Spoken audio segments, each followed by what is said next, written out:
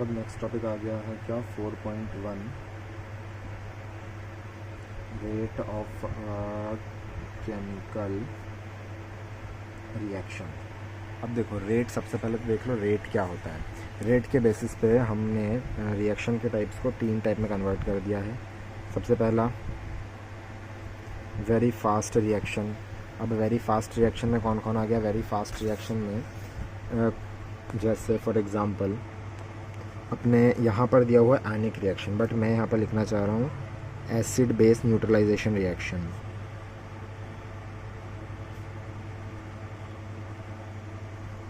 Acid base neutralisation reaction की बात करते हैं तो जैसे एसिड को मैं अभी के लिए AH+ लिख रहा हूँ और बेस को BOH लिख रहा हूँ। जब ये रिएक्ट करेंगे तो ये पहले तो इसका ये H और OH मिलके पहले तो इसने पानी बना दिया, बचा क्या इसमें AB। तो ये जो रिएक्शन होगी ये बहुत फास्ट बनेगी और ये इसका प्रेसिपिटेट बन जाएगा। ठीक है। अब इसके बाद very slow reaction. Very slow reaction में अपने पास आ गए जैसे करोजन हो गया, करोजन या आयरन ऑफ रस्टिंग, मतलब रस्टिंग ऑफ आयरन। इस टाइप के रिएक्शन बहुत स्लो होते हैं। अब बात आ गई किसकी? मॉडरेट रिएक्शन की। मॉडरेट रिएक्शन, मॉडरेट रिएक्शन जैसे कि यहाँ पर 2 एग्जांपल दिए हुए हैं। Inversion of cane sugar. Inversion of cane sugar क्या होता है? जैसे केन शुगर पहली बात तो होता है क्या? सुक्रोज। ठीक है। सुक्रोज का फॉर्मूला क्या होता है? सुक्रोज का फॉर्मूला होता है 2 ग्लूकोज माइनस 1 वाटर। ठीक है। तो यहाँ पर पहले उल्टा ही लिखता है क्योंकि रिएक्शन तो याद है नहीं। C6H12O6 प्लस C6H12O6, इसमें से एक ग्लूकोज है और एक शायद फ्रक्टोस है। इसमें से पानी निकाल दिया। अब क्या बचता है? C12H22O11, यही होगा।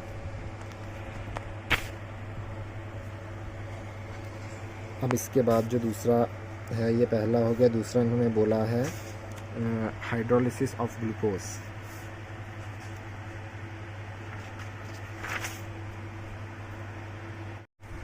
दूसरा जो मॉडरेट रिएक्शन का एग्जांपल बुक में दिया हुआ that is hydrolysis of starch. Hydrolysis of starch में हम पहले स्टार्च को लेते हैं, स्टार्च में वाटर मिला देते हैं और उससे हमको ग्लूकोज मिल जाता है। स्टार्च का फॉर्मूला क्या है? C12H10O C6,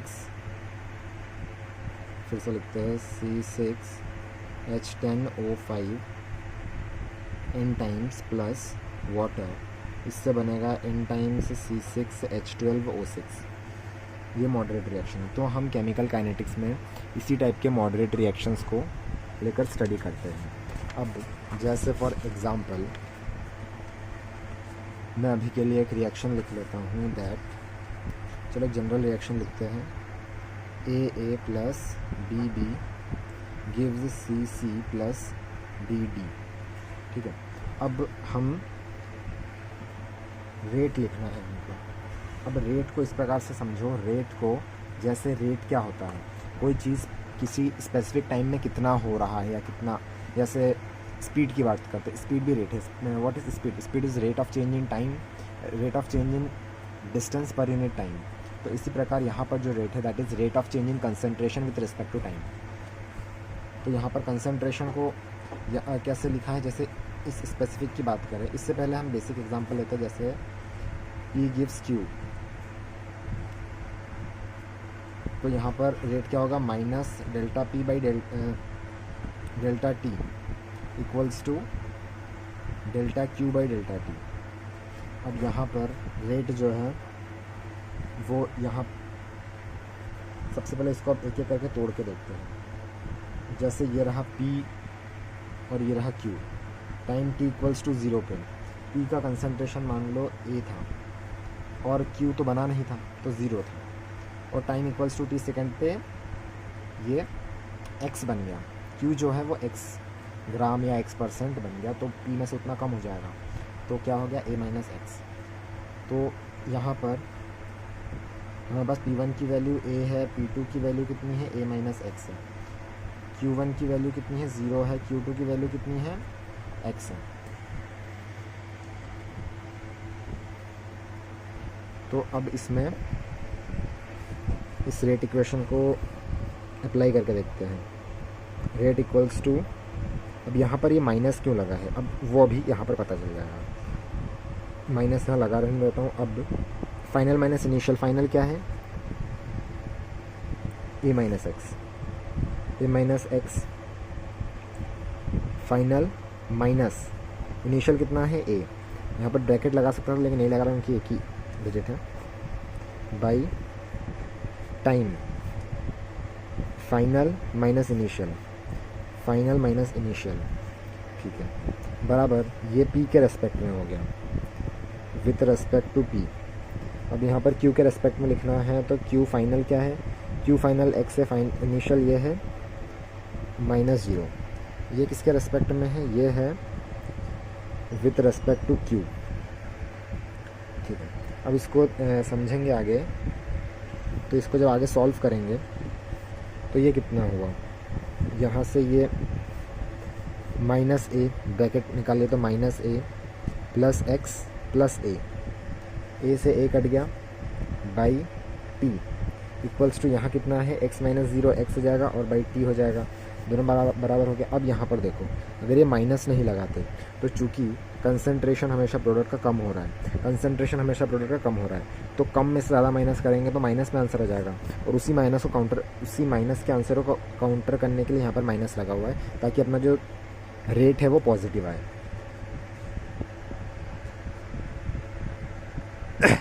अब यहाँ तक तो आ गया।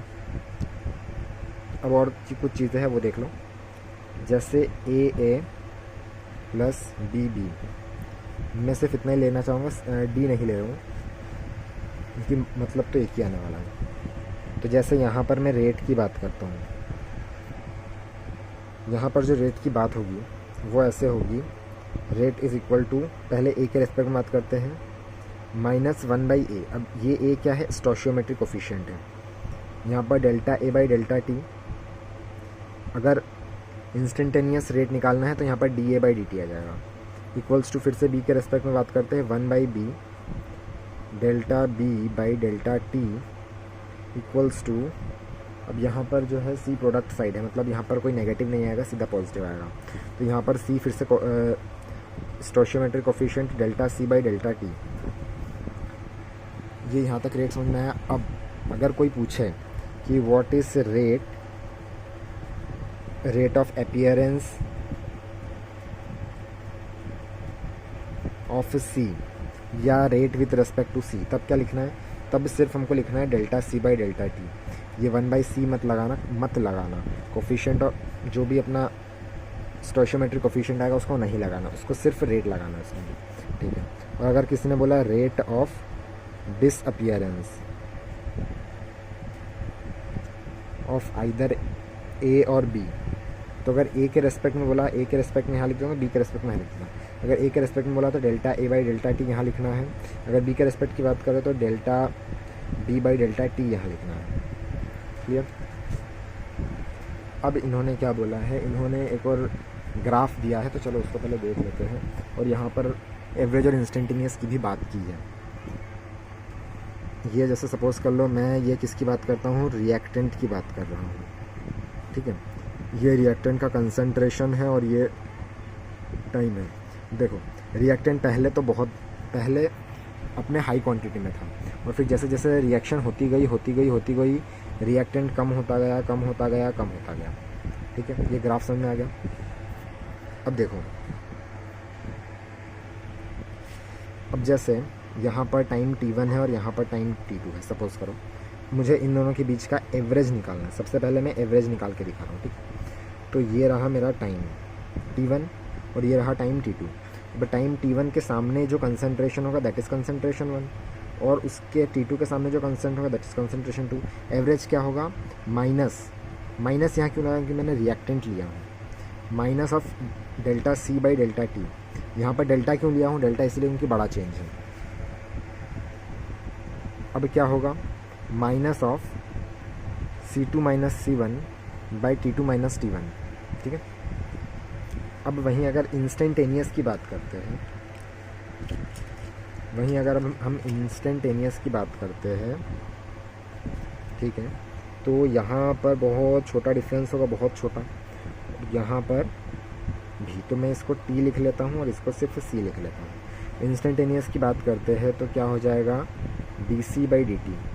अब इसका इंटीग्रेशन कर दो, आंसर आ जाएगा, मतलब हाँ डिफ्रेंशिएशन कर दो, आंसर आ जाएगा।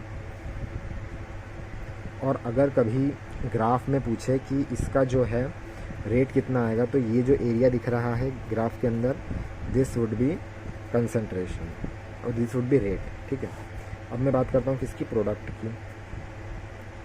प्रोडक्ट की बात कर लेते हैं। अब देखो यहाँ पे फिर से कंसंट्रेशन लेंगे, यहाँ पर टाइम लेंगे। प्रोडक्ट सबसे पहले कुछ नहीं बना था, धीरे धीरे बन रहा है प्रोडक्ट बन रहा है, और एक लिमिट पे जाके वो भी बनना बंद हो जाएगा, क्योंकि पूरा जितना रिएक्शन होना था वो हो जाएगा, मतलब अपना एक्सटेंट तक पहुंच जाएगा, ठीक है।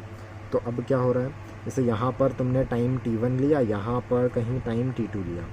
अब इसके कंसंट्रेशन के अलॉन्ग C1 और इससे टाइम के कंसंट्रेशन पे C2, ठीक है। अब देखो C1 पॉजिटिव है, C2 नेगेटिव, मतलब C2 बड़ा है, मतलब C2 बड़ा है, C1 छोटा है। यहाँ पर क्या था, C2 जो है वो छोटा था और C2 बड़ा था, तो आंसर नेगेटिव में आता। उसी नेगेटिव को काउंटर करने के लिए यहाँ ऑलरेडी एक नेगेटिव बैठा था।